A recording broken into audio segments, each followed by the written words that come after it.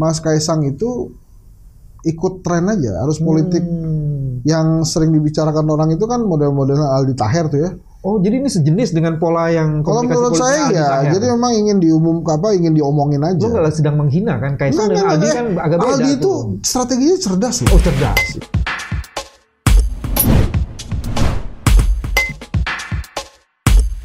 Bismillahirrahmanirrahim. Assalamualaikum warahmatullahi wabarakatuh. Jumpa lagi di channel ini, channel yang ingin selalu menjaga kewarasan. Dan hari ini yang bersama-sama untuk menjaga kewarasan adalah salah satu penghulu kewarasan itulah Henry Satrio. Jadi kalau nengok Banji tampil kameranya waras ya gue. Makasih loh Mas Bebe bisa diundang lagi untuk kesekian kalinya nih. Jadi emang teman-teman target target Mas Bebe itu ngundang saya 102 kali lah. jadi masih panjang. Masih panjang masih. Jadi Mas. Kemarin kau bikin survei. Bukan Surveinya, saya, bukan lembaga survei Kedai Kopi. Kedai Kopi bikin survei. Kedai Kopi di bawah asuhanmu nggak sih? Saya mendirikan itu. Kemudian ada teman-teman yang mengurus lembaga survei itu. Kedai Kopi di bawah pendirianmu. Ya. Iya kan? Itu hasilnya banyak dipertanyakan orang. Yang apa aja? Bukan bagus tapi banyak dipertanyakan orang. Oke, apa tuh? Disebut misalnya di situ 61,3 responden menginginkan perubahan.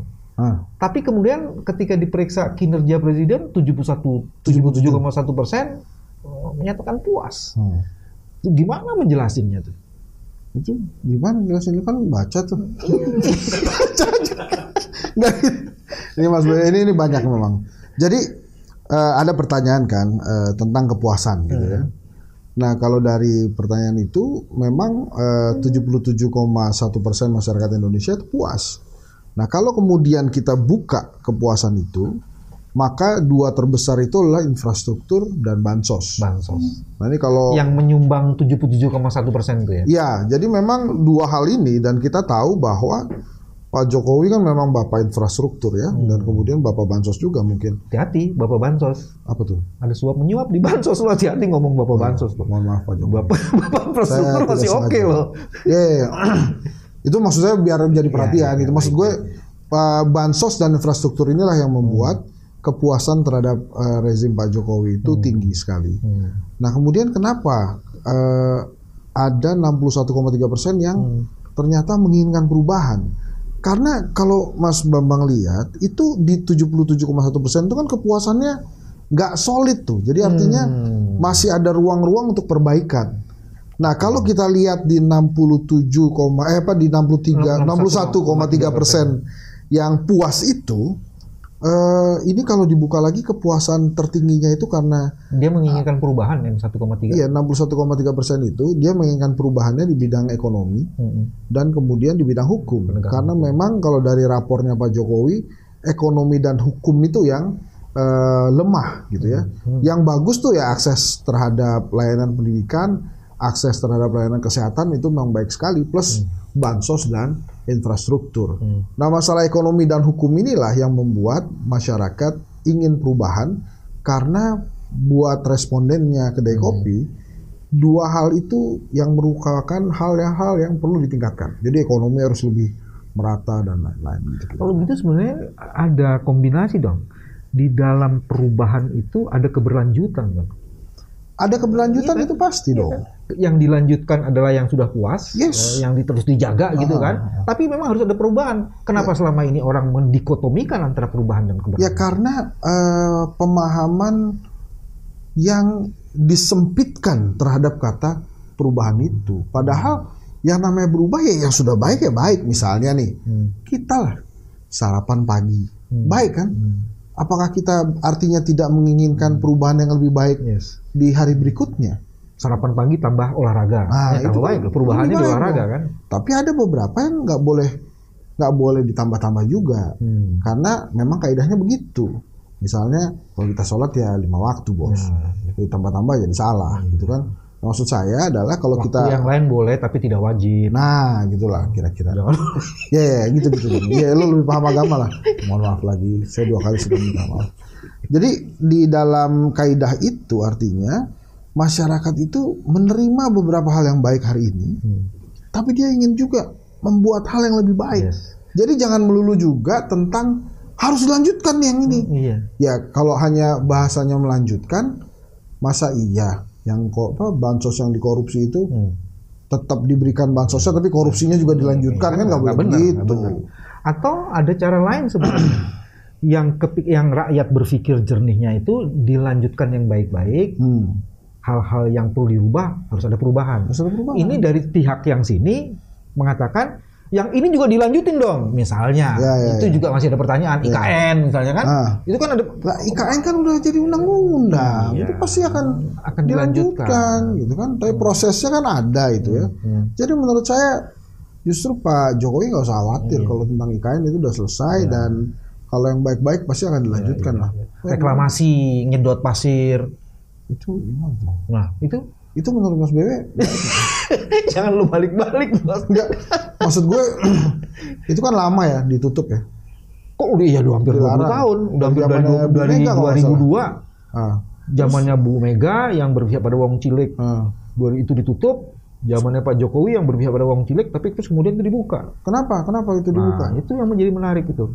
Kita coba menurut Mas Bewe kenapa itu dibuka? Apakah ada keinginan tertentu? Investor datang dan lain-lain tuh gimana tuh? Aku sebut 2, Henry tadi sebutin sampai 5 ya. Ya, oke.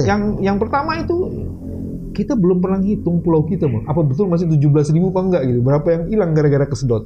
Oh iya ya. Jadi kalau dibilang pulaunya ada 17.000, kita mesti ulang cek tuh.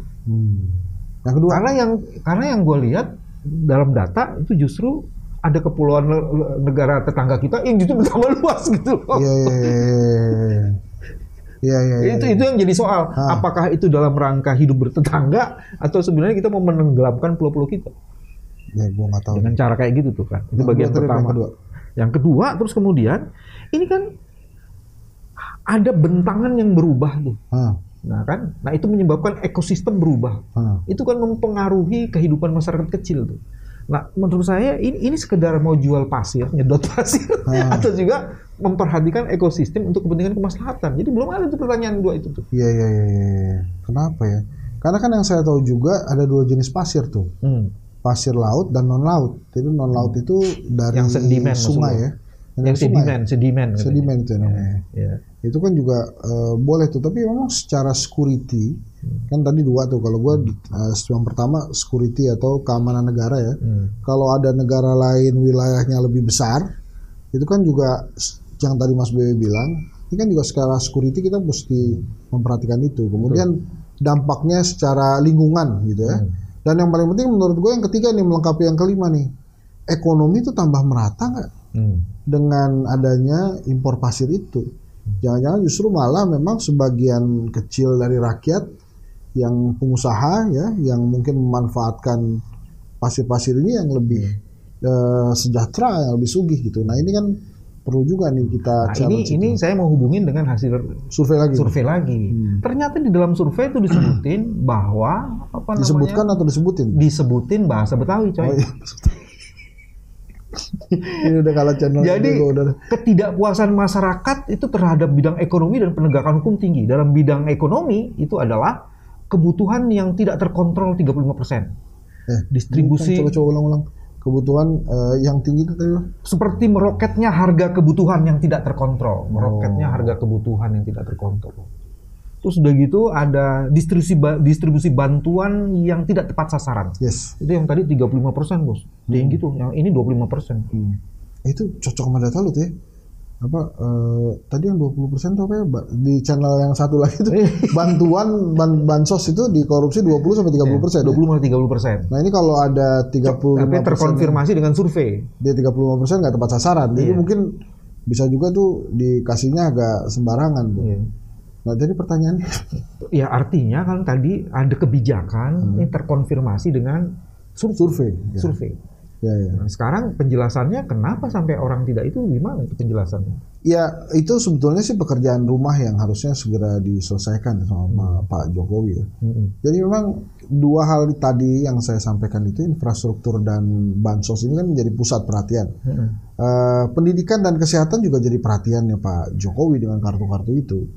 Tapi banyak hal, terutama yang itu tadi terkait dengan ekonomi dan penegakan hukum yang jadi keinginan masyarakat. 61,3% itu ingin perubahan tuh karena memang ekonomi negara ini, atau kita bahasanya keuangan keluarga lah.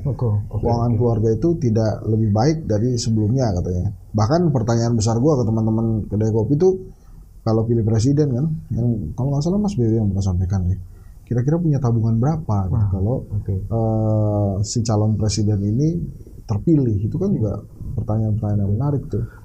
Ada yang juga dikonfirmasi salah satu bagian dari survei itu, ketidakpuasan masyarakat makin besar karena ingin mendapatkan upah yang layak.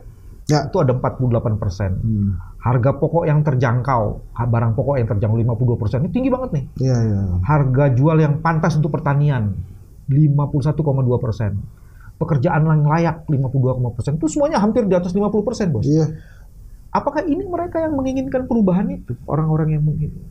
Ya, jadi 1.200 responden, 61,3% itu ingin perubahan. Kenapa menginginkan perubahan? Karena ingin ada perbaikan di sektor ekonomi dan penegakan hukum yang paling besar. Nah, kemudian apalagi yang mereka inginkan, tentu saja kehidupan yang lebih layak. Tapi kan kita pernah bahas juga di channel ini. Kalau secara politik, setelah 2 periode itu, pasti keinginan masyarakat itu untuk melakukan perubahan yang lebih baik. Jadi kalau kemudian ada, ini supaya netral ya, kalau ada calon presiden lain bilang keberlanjutan, ini juga harus disertai perubahan.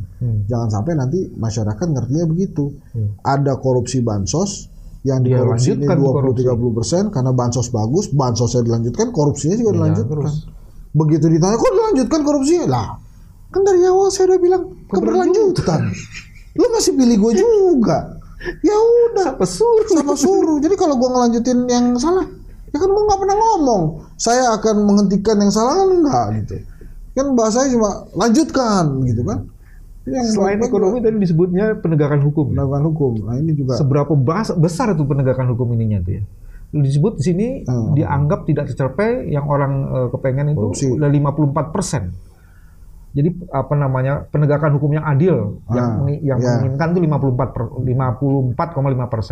Pemberantasan korupsi itu 55,9%. Ini lagi nih, bersihnya proyek pemerintah dari korupsi 62,1%. Lo mau lanjutin ya gitu. Nah, makanya mau dilanjutin ya ini kan enggak gitu.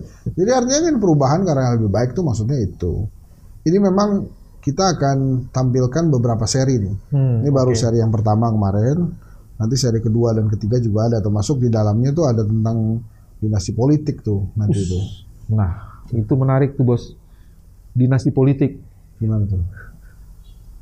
Rumah lo kan deket-deket Depok tuh. Ya. Rumah gua di Depok. Oh ya. Di Depok tuh ada yang lagi, wow, Mas Kaisang. Ya.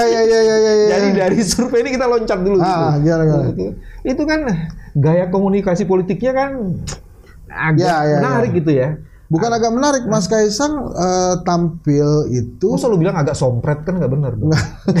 Dengan cara yang berbeda dengan. Jangan berbeda. Mas Gibran dengan Mas Bobi ya, walaupun rumusannya sama nih mereka bertiga nih.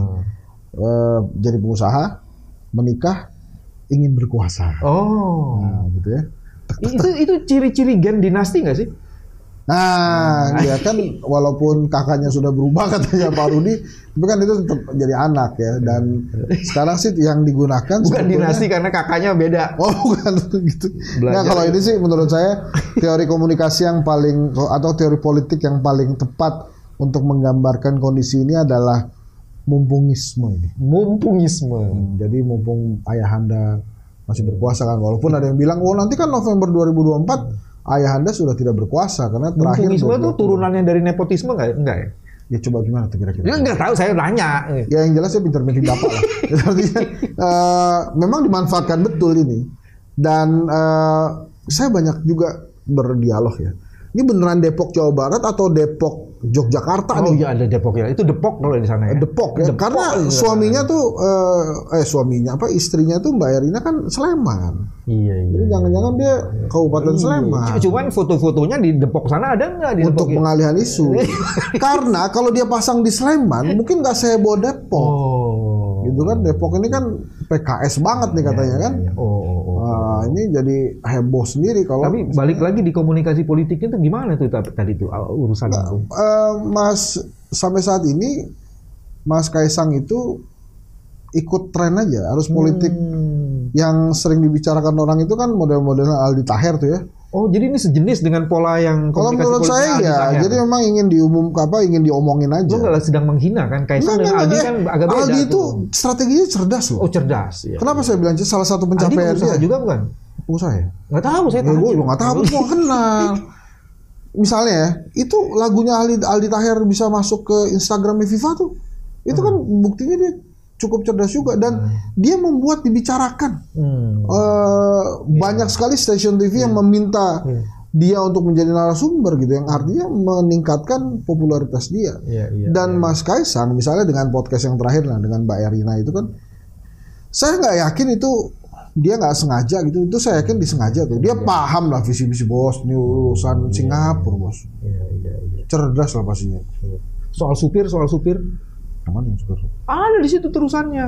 Kan ditanya tuh, Mas Kaisang punya supir nggak? Nggak punya. Oh pantas disupirin sama istrinya. Ya ini kalau yang punya channel boleh-boleh aja. Itu kan menurut gue itu kecerdasan yang menarik gitu kan. Iya dan gini, ada beberapa jurnal Mas BW. Sebetulnya ada nggak sih keuntungan dari dinasti politik? Ada. Yang pertama adalah pembangunan, itu lebih maju gitu. Ya kita udah tahu lah. Di Solo itu kan begitu Mas Kaisang jadi wali kota, atau di Medan pada saat Bang Bobi jadi wali kota, itu kan menteri-menteri pada datang tuh ikutan membangun Solo dan Medan. Gitu ya. Tapi emang jangan diterusin, atau artinya jangan membuat si dinasti politik ini menguat. Karena nanti yang rugi adalah daerah-daerah lain dan tentu saja bangsa, karena munculnya diktatorship gitu ya. Nah, kemudian yang kedua, keuntungan dari dinasti politik ini emansipasi, pemberdayaan perempuan, atau munculnya pemimpin-pemimpin perempuan. Ini terjadi gara-gara dinasti politik. Nah, ini Banten. Oh, Banten, bukan Medan sama ini. Bukan, ini beda. Jadi artinya maksud gue menjelaskan bahwa pemberdayaan perempuan itu lebih kuat tuh gara-gara dinasti politik tuh untuk jadi pemimpin. Kasus Banten ya. Kasus Banten begitu. Jadi itu jurnal loh, bukan Henry Satrio yang ngarang. Jadi saya baca jurnal yang pakai bahasa Inggris itu tentunya ya. Dan pasti agak merepotkan, keren banget tuh. Ngerti jurnal aja lu pusing, tambah lagi bahasa Inggris. Jadi maksud saya adalah tapi memang tidak boleh dibiarkan, karena kan di Indonesia sekarang kan udah banyak banget tuh yang begitu. Di sisi yang lain itu bisa menimbulkan diskriminasi loh, seolah-olah kebijakan itu berpihak dan ownership itu hanya pada kelompok dinasti itu kan jadi masalah itu. Iri nih. Enggak kan, equality before the law. Oh iya. Lu ada prinsip konstitusi yang mesti dijaga. Jadi seolah-olah kalau anak presiden itu maju mana aja bisa. Iya. Jadi kayak anak berlian, bukan anak emas lagi, anak berlian lagi. Kan itu bisa menyebabkan yang lain. Emang gue pikirin kan. Sayangnya begini nih. Sebenarnya saya ada datanya, tapi bocorin dikit lah. Emang gue kan untuk survei selanjutnya gue udah tahu tuh. Bukan untuk survei selanjutnya, untuk pembahasan selanjutnya gini lah. Itu di atas 58% rakyat Indonesia tuh nggak setuju dinasti politik. Nah sebab-sebabnya apa ntar di seri berikutnya pada saat peluncuran survei. Nah sekarang saya balik lagi ke survei. Dengan tampilan komunikasi politik yang kayak begitu. Padahal survei mengatakan yang mesti dikerjain ini, yang mesti dilanjutin ini. Itu apa nggak mengecoh ya? Ya Indonesia so far mengecoh atau mengaco gitu. Itu bentuk ya. Jadi artinya tampilan orang itu lebih diingat ketimbang program kerja, walaupun di hasil survei saya hasil survei kedai kopi orang tuh milih karena program kerja. Tapi emang itu agak bias. Kenapa di FGD itu orang lebih pilih dari bentuknya gitu. Ganteng enggaknya, sederhana penampilan dan lain-lain. Ini kan terbukti dari Pak SBY dan Pak Jokowi. Waktu itu Pak SBY dipilih karena ganteng, sementara Pak Jokowi dipilih karena merakyatnya. Opposite dari lugunya gitu kan. Dari Pak Maksudnya yang sekarang dipilih karena lucu kan nggak bagus juga. Ya nggak bagus juga. Tapi kan dengan gayanya dia, misalnya Mas Ganjar kan gayanya begitu, merakyat, ngomong pakai bahasa Jawa, oratornya juga bagus. Mas Anies cerdas, good orator juga, punya program banyak. Pak Prabowo ya Pak BW lebih ngerti gitu ya. Nah maksud gue ada beberapa hal yang memang bisa ditonjolkan masing-masing. Tapi kalau kita lihat dari hasil survei, memang keinginan masyarakat untuk berubah itu bukan karena perubahan adalah Anies Baswedan saja, tapi memang dalam kehidupannya mereka memang ingin berubah yang lebih baik. Dan terus ada juga politik yang pernah kita sebutkan, kalau sudah 2 periode memang keinginan masyarakat untuk berubah itu lebih banyak dan lebih banyak dan lebih besar. Tapi kalau untuk IKN terus kemudian Pak Jokowi ragu apakah Anies akan meneruskan atau tidak, udah jadi undang-undang gitu. Dan jawaban Mas Anies waktu itu di salah satu podcast benar juga tuh. Kenapa sih selalu ditanyain apakah akan melanjutkan IKN atau tidak? Kenapa nggak melanjutkan bansos? Kenapa nggak melanjutkan infrastruktur juga ditanyain? Gue takut IKN tuh kemudian dijadiin berhala gitu loh. Seolah-olah bansos nggak begitu penting. Padahal orang menilai keberhasilannya Pak Jokowi itu karena bansos. Karena bansos. Kok itu tidak digadang-gadang gitu kan? Ini menarik deh. Lu buka nih Mas. Nggak ada tuh. Kenapa puas? Karena Pak Jokowi punya program IKN. Nggak ada. Itu sudah ada. Jadi ini yang saya khawatir itu jangan-jangan bukan kemauannya Pak Jokowi gitu. Kemauan konglomerasi yang punya kepentingan kalau program di situ jalan, dia akan mendapat keuntungan. Iya, pasti begitu kan? Iya. Pasti begitu. Kan kasihan Pak Jokowi dibohongin kayak gitu kan? Iya, kita harus selamatkan Pak Jokowi. Wah, itu sebabnya. Kita bikin gerakan selamatkan Pak Jokowi. Ini serius. Gua kalau ngeliat muka Henry tuh misterius mukanya loh. Serius loh, misterius loh. Kan kita cinta sama Pak Jokowi kan. Iya. Dulu waktu Pak Jokowi hadir kan. Lo kalau bilang cinta, cinta dong. Jangan lu selalu cinta terus lu ketawa. Itu maksudnya apa? Ya enggak, cinta itu kan datangnya dari hati. Ya cuman jangan mengetawain cinta dong. Oh iya, enggak. Puncak dari cinta seseorang terhadap orang lain adalah pada saat dia mengucapkan cinta, padahal hatinya juga cinta. Sambil mentertawakan cinta. Itu nggak ada artinya, itu tadi kata-kata tadi itu. Gue pengen ngomong aja. Kalau disimpulin sebagai penutup. Jadi survei itu mau ngomong apa sebenarnya? Mau ngomong apa? Jadi ada kepuasan terhadap kinerja pemerintah yang mesti dilanjutkan. Nah, beberapa hal yang kurang itu harus diperbaiki dan harus berubah. Dari 1.200 responden di 38 provinsi, ini gue perlu sebutin nih. Gak banyak lembaga survei yang sudah 38 provinsi. Rata-rata masih 34. Kita sudah 38. Cuman mesti ditanya, yang dari 4 provinsi terakhir itu berapa persen itu? Itu kan proporsional tergantung dari suara. Jadi kita pasti ada. Nah, 61,3% itu ingin perubahan. Apa yang ingin diubah? Sebagian besar menjawab tentang ekonomi dan hukum. Gitu. Harga-harga pangan yang lebih terjangkau dan lain-lain. Nah, yang terakhirnya gini ya. Ini hasilnya itu nih memang juru bicara sih. Iya. Ininya memang harus begitu settingnya. Ini kan lu gimana jawab gitu? Lihat metodologinya dong. Gitu. 1. Henry Satrio bukan kedai kopi. Tidak sama dengan kedai kopi. Oke, 1. Kenapa saya mendirikan saja tapi manajemennya ada sendiri, terpisah. Jadi tidak mungkinlah seorang Hensat mengkooptasi. Ya. Kemudian yang kedua, tipis-tipis bisa lah, tapi enggak bisa. Tipis-tipis juga nggak bisa. Tipis-tipis nggak bisa. Yang kedua, metodologinya dong. Metodologi. Dan silahkan cek website KPU. Kedai kopi itu ada nomor berapa? Urutan lembaga survei yang disertifikasi sama KPU. Tebak nomor berapa? Nggak tahu. Nomor 1. Kedai kopi. Itu makanya saya bangga juga sama teman-teman tuh. Jadi kita nih dianggap begitu, tapi metodologi kita jaga. Yang paling penting kan bukan hanya metodologi, itu penyelenggaraan itu, survei itu, bohirnya siapa, itu penting dijawab juga, Hen. Oh gini, yang menjadi sponsornya kedai kopi ada. Semua surveinya kedai kopi, seingat saya selama saya mendirikan itu cuma sekali yang uang sendiri. Itu juga habis itu kita boncos. Mahal bos. Jadi semua survei itu ada pembiayanya, ada sponsornya. Sponsornya siapa? Ini adalah orang-orang yang menyukai bekerja sama dengan kedai kopi. Tapi gue jamin itu ada sponsornya. Jadi gue nggak mau ngomong ini nggak ada sponsornya, ini kita sendiri. Itu ada. Dan disclaimer yang kedua mungkin ini tidak berkaitan dengan para capres. Tidak berkaitan dengan para capres, nggak juga, karena mereka pasti punya preferensi untuk memilih. Makanya lagi ini saya bocorin juga. Apakah kemudian hasil Anies Baswedan di kedai kopi, kan kita akan meluncurkan di seri 2 nih tentang elektabilitas. Apa nih, gue bocorin aja. Apakah karena kedai kopi yang survei elektabilitas Anies Baswedan akan nomor 1? Enggak. Kita sesuai metodologinya aja. Jadi apa yang kita lakukan, dapatkan informasinya, metodologinya lurus, itulah yang kita dapat. Justru itu yang membuat kedai kopi punya klien terus, dan sejak 28 Oktober 2014 jadi sampai hari ini masih ada. Dan jadi nomor 1. Ya, di KPU nomor 1 kita urutannya. Maksud gua tadi, pertanyaan tadi itu tidak dibiayai oleh orang yang punya affiliated langsung dengan capres. Itu disclaimernya di situ. Bahwa ada yang membiayai, tapi itu bukan dibiayai oleh para orang yang punya affiliated ke capres. Dan ini penting hasilnya untuk diketahui oleh para capres, karena itu betul-betul dibuat dengan metodologi yang penting kuat. Juga untuk rakyat Indonesia, karena itu tadi jangan sampai kemudian orang-orang yang ingin perubahan merasa dirinya sendirian. Ternyata banyak kok, 61,3% mau perubahan. Jadi di channel yang luar biasa ini saya jamin kedai kopi ada sponsornya.